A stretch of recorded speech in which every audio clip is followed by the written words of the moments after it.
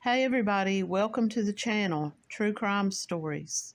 If you're new to the channel, please hit that like button and subscribe so you can hear more. Thanks for stopping by.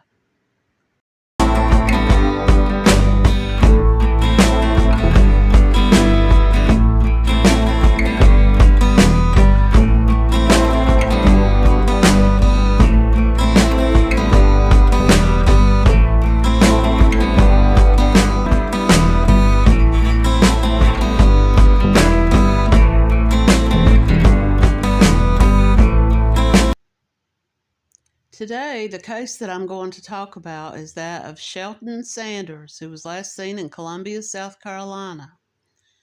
Sanders was helping organize plans for a friend's bachelor party when he went missing.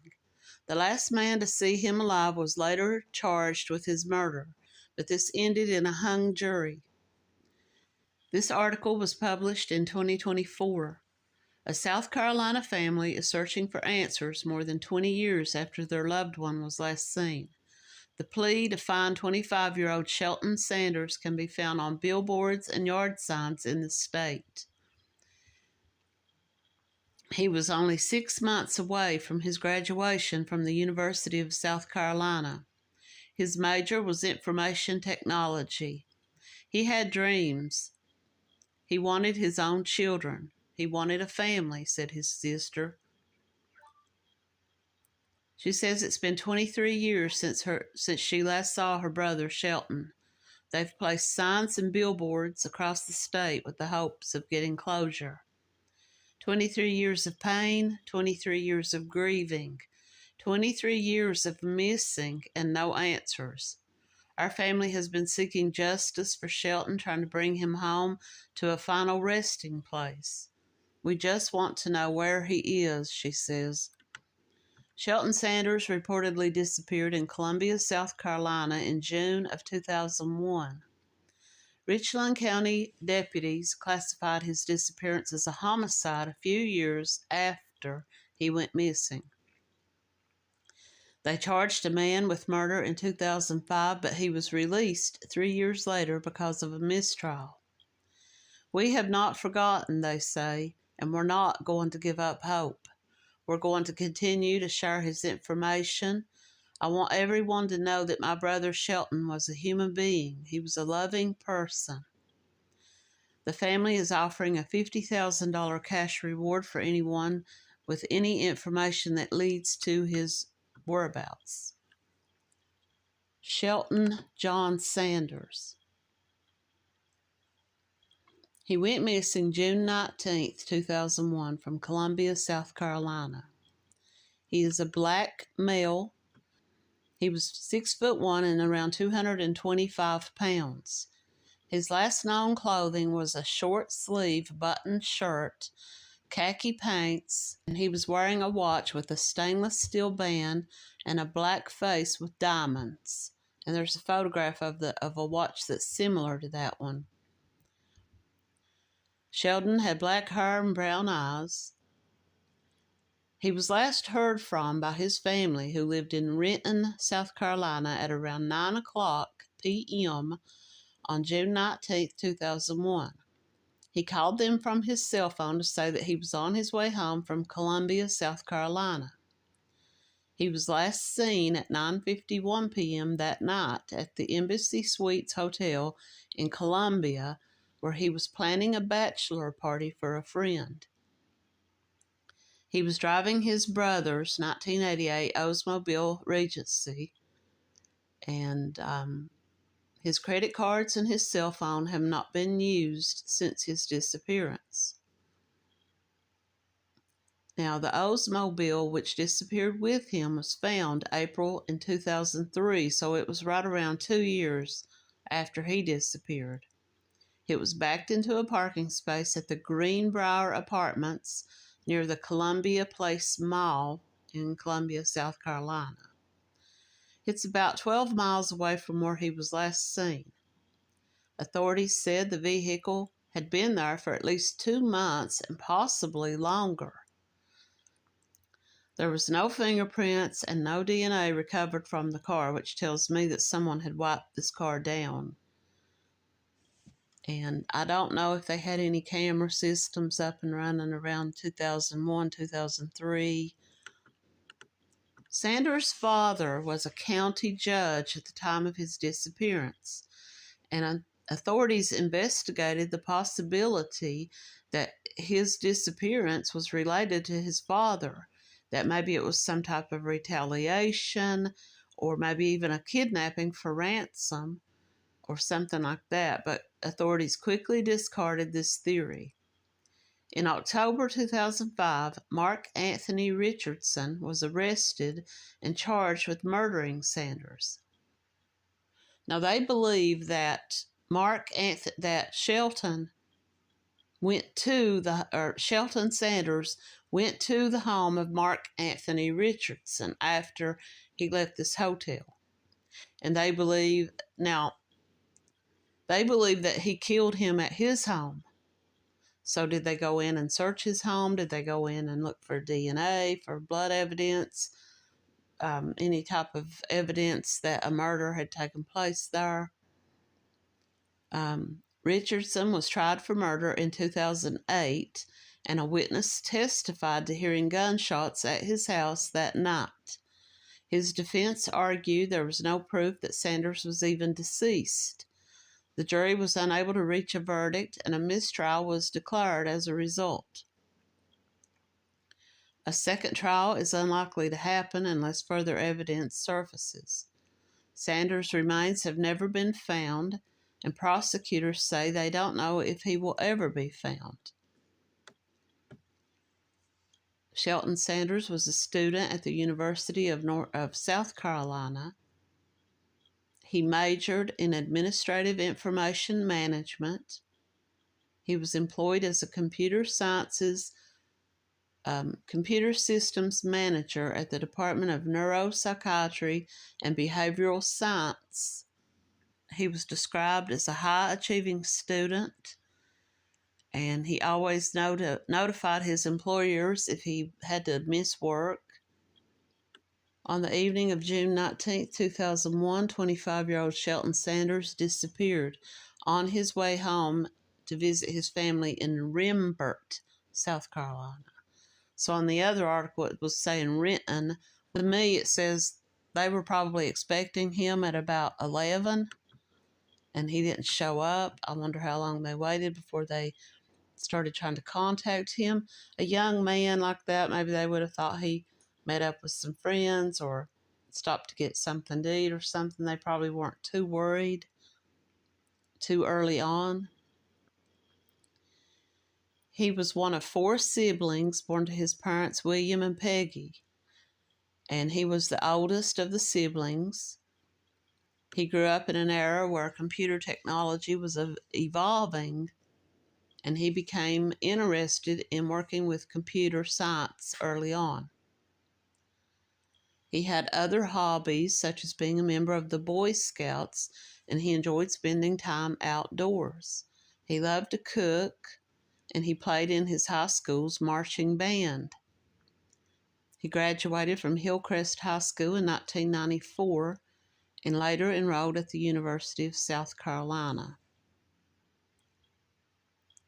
He had a 3.5 GPA, and he was just thought of as a very high-achieving student, well-liked by his peers. I don't know what could have happened here that caused this.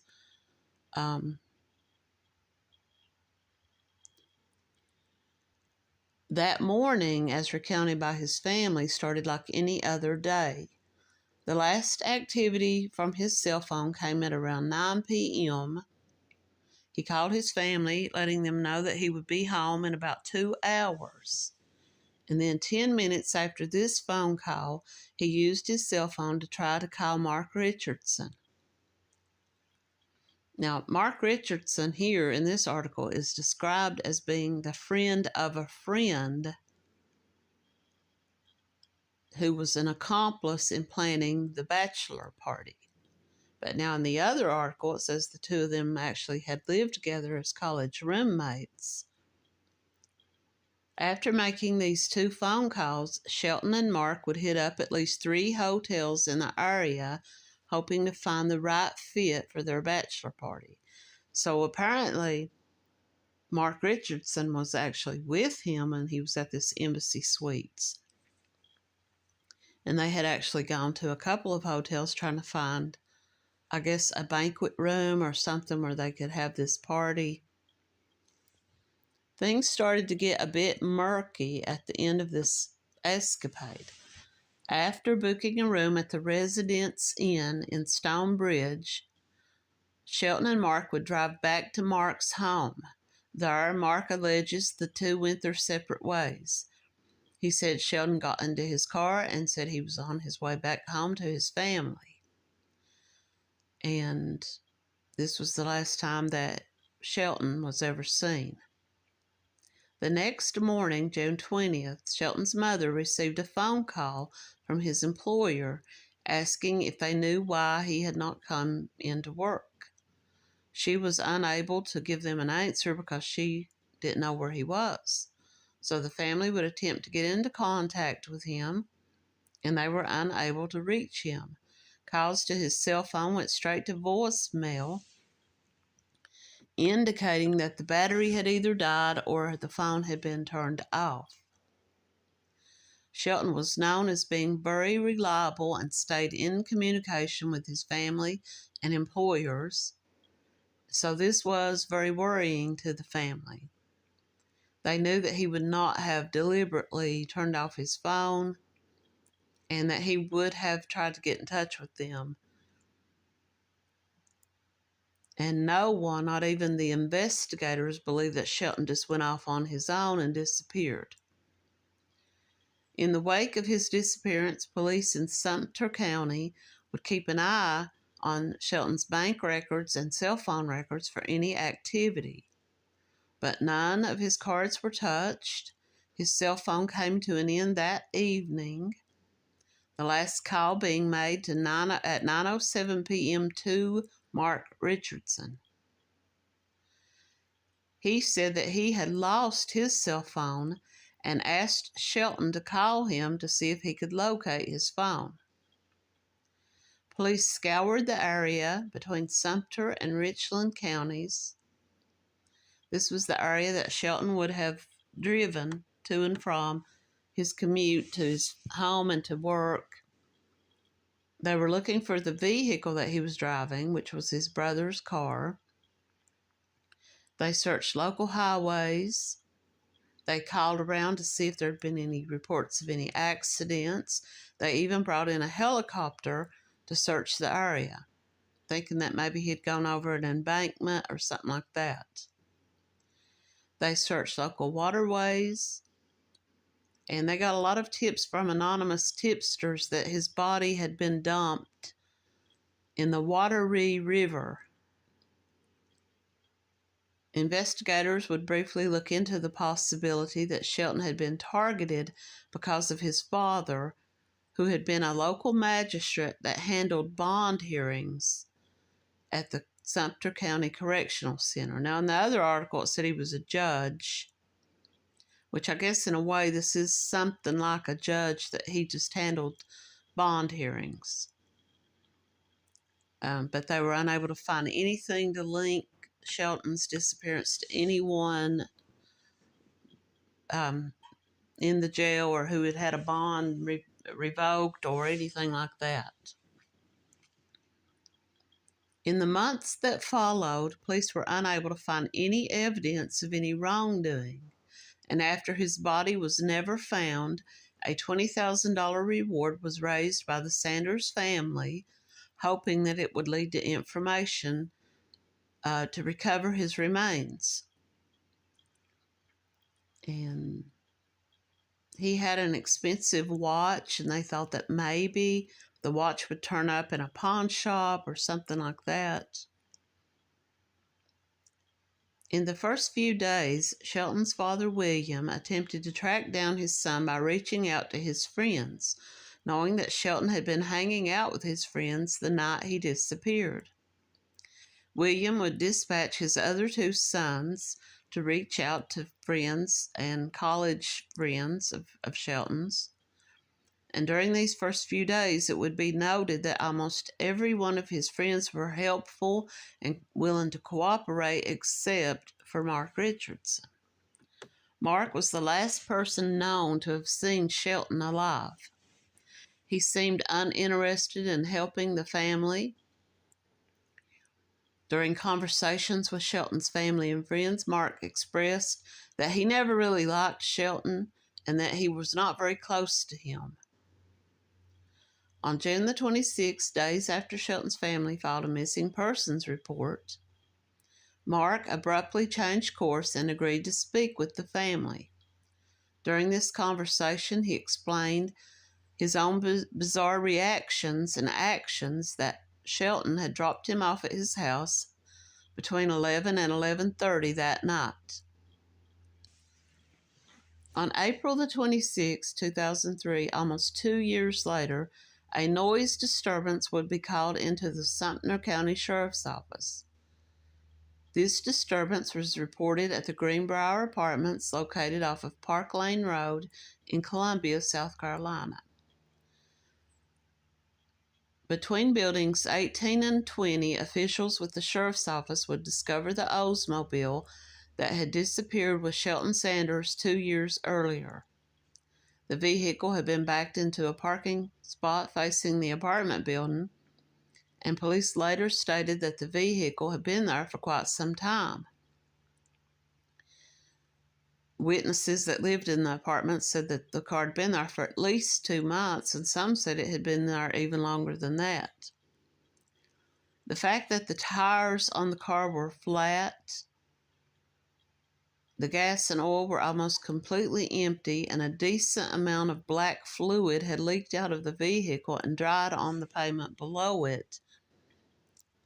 They believe that it had been there longer. They believe it may have been there as long as since Shelton had gone missing, which is kind of surprising to me because most apartment complexes like that assign parking spots to their tenants, and some will give them 2 parking spots and some give them only 1.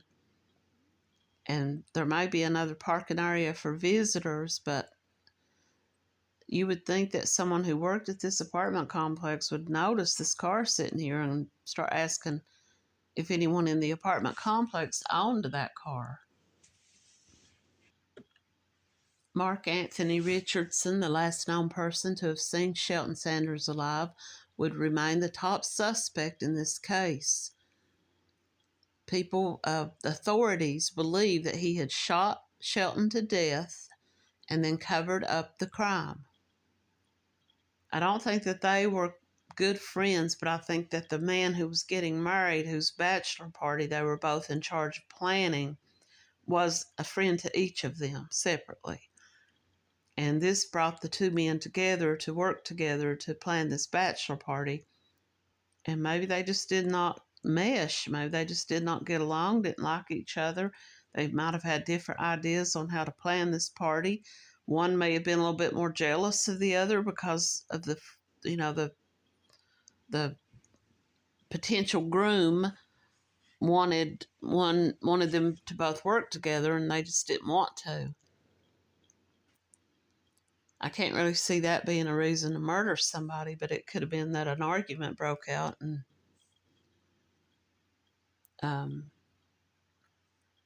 Mark told investigators that Shelton dropped him off at his home sometime between 11 and 11:30. However, Mark's cell phone records indicated that he had attempted to make several phone calls less than 2 hours later, needing a ride from a separate part of town. And this is in an area close to where Shelton's car was found. So he had told them that he had lost his cell phone, and that the only reason that Shelton had called his cell phone was to try to ring it, to hear it, to listen to it, or to locate it. But later he told police that he had his phone, and that he had and they found out that tracing his phone records, they found out that he had made several phone calls. He's telling police he lost his phone. So he's trying to play it off like I didn't even have my phone, so I don't know who was making these phone calls. However, other people said that he called them up. I guess they got the records of the people of the phone numbers of the people that he had called, and they spoke to them, and they said, yeah, he called me up wanting a ride, and he was in this part of town. Despite Mark being the last person to see Shelton alive and having a host of circumstantial evidence towards his involvement, investigators would have a hard time finding any real evidence that pointed to his guilt. However, in October of 2005, more than 4 years after Shelton's disappearance, 30-year-old Mark Richardson was arrested and charged with the murder of Shelton Sanders. While his trial wouldn't begin until 2008, prosecutors, having to try the case without a body, tried to paint a convincing argument centered around Mark's mental health and his sketchy behavior. You may recall that Mark had reportedly started to show signs of untreated mental illness between 1999 and 2000. He told friends of his at the time that he'd been hearing voices which were encouraging him to do violent things. Now, I didn't read that in any other article. It says here you may recall that, but that may have been in an earlier story that I didn't find. Had he actually told people this in 1999 and 2000, that he was hearing voices telling him to do violence, that he had become paranoid, and people began to grow scared of him and didn't want to spend time around him because of his bizarre behavior? Or was this something that someone brought up during the trial and wanted to lead people to believe this so that maybe he could paint a defense of mental illness? Prosecutors would also present the witness statements from Mark's neighbors who recalled hearing 3 gunshots in his home on June 19, 2001. The timing would have been around the time that Shelton had dropped Mark off at his home, according to his own statements. One of the neighbors who came over to Mark's house to check on him was told by Mark that it was the sound of a car backfiring. A search of Mark's home in 2001 had uncovered a Glock 45 caliber pistol, and it was reported by some of his friends he had attempted to sell a 38 caliber revolver. He told friends he didn't need the gun anymore. However, without a body, the recovery of these weapons would be useless. Authorities said they did not have a motive for the alleged killing, but several people told investigators that Richardson told one of his friends that he was planning to kill someone. Now, this was probably goes back to the voices, when he allegedly was supposed to have told someone that he heard voices as early as 1999, and that he believed that these voices were telling him to commit some type of violence against someone. And that was really all I could find on Mark Richardson. I tried to find anything maybe about him today, about what happened to him after all this happened. Because the reason I was interested in finding that is because people said that in 1999 and 2000, he claimed to be hearing voices.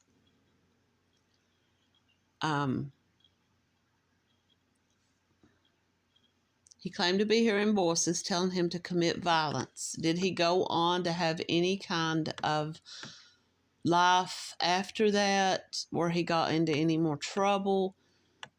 Or did he go on with his life and never had any of these types of mental health problems again. I'm just wondering if all of that was just an attempt to paint him as someone with mental health problems. Cell phone records also indicated that Mark had been near the location that Shelton's car was abandoned, the Greenbrier Apartments, approximately 2 hours after he said Shelton left his home. He tried to call his siblings for a ride home.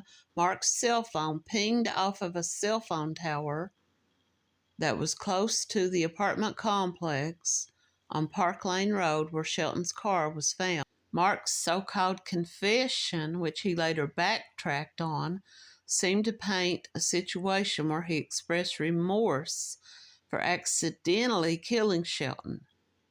However, without fully confessing, it was just a guess by the authorities as to why he killed Shelton Sanders. Their argument boiled down to the belief that without a body, it was impossible to determine whether a crime had really even taken place. So for him to argue, for his defense to argue, his defense was saying without a body, without any evidence, how can you even prosecute this man? And no one, not even the investigators, believed that Shelton just went off on his own and disappeared. In the wake of his disappearance, police in Sumter County would keep an eye on Shelton's bank records and cell phone records for any activity. But none of his cards were touched. His cell phone came to an end that evening, the last call being made at 9:07 p.m. to Mark Richardson. They argue that Shelton Sanders was technically a missing person and not a homicide victim. Mark Richardson's trial concluded in 2008, nearly 7 years after Shelton's disappearance. Mark Richardson could be tried in this case in the future, but the authorities say they don't believe he ever will be. Not a lot has been written about Shelton's case over the past 20 years. His case has not attracted a lot of attention, and what little bit of attention it did from a local newspaper seemed to disappear after Mark Richardson's trial ended with a hung jury. In 2018, Shelton's younger sister began to breathe new life into the story. Will Veria was only 11 years old at the time that her brother disappeared. She adored him, and later in life she continues to adore him, and she continues to search for answers. She's determined to find him or find out what happened to him. Will Veria has been making the rounds between investigators, attorneys, journalists, and anyone interested in this case. She's trying to bring awareness back to her brother's case, and she has billboards with Shelton's picture and the reward throughout the state. She insists that she and her family aren't in this for vengeance. They're even willing to settle for something less than justice if it would just bring his body home, or at least let them know that he is deceased and that they can give some closure to him, in their life. If you have any information, you can call the Richland County Sheriff's Department in Richland County, South Carolina at 803-576-3000. His family has not given up hope that they will find him or find his remains. And that's basically how this story of Shelton Sanders comes to an end. Thanks for watching.